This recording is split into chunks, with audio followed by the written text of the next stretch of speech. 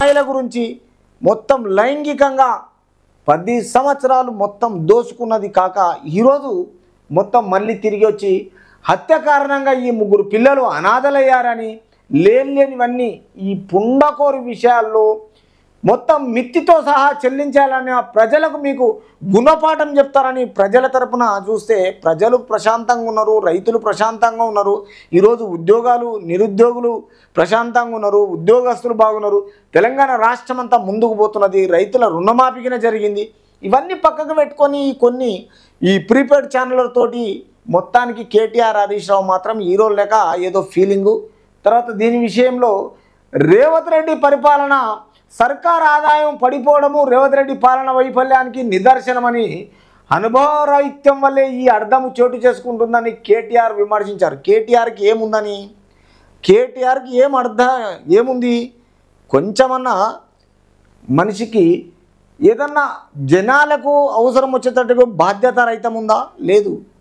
మనిషికి ఏంటంటే అహంకార ధోరణి ఎక్కువ. దాని దిక్కెళ్ళి ఈ సంపద సృష్టించి పేదలకు పంచే తెలివి సీఎంకు లేకపోవడమే సమస్య అని తొలి ఏడాదే ఈ స్థితికి ఉంటే వచ్చే 4 ఏళ్ళు కష్టకాలమే అన్నారు. మిగులు రాష్ట్రాన్ని మీరు అప్పుల పాలు చేసిండ్రు. ఈ రాష్ట్రం బాగుపడాలని కష్టపడుతున్నది రాత్రింబవాళ్ళు. మీరు దొంగలేక ఒకడు అమెరికాలో, ఒకడు ఫామ్ హౌస్లా, ఒకడు సిద్దిపేటలో మీరు చేసుకుంటా మిగతా వాళ్ళని ఎందుకు అట్లా చేస్తున్నారు, ఎందుకు రెచ్చగొడుతున్నారని తెలంగాణ ప్రజలు చెప్తున్నారు. తెలంగాణ ప్రగతి పాఠాలానికి నేర్పిన పాపము కాంగ్రెస్దే అన్నారు. మరి అది బీఆర్ఎస్దా కాంగ్రెస్దా ప్రజలే తెలుసుకోవాలి. ప్రభుత్వాన్ని ప్రశ్నిస్తే తట్టుకోలేక వరుసగా జర్నలిస్టులపై దాడులు చేస్తున్నారని కేటీఆర్ ఆరోపించారు. ఏ జర్నలిస్టులు?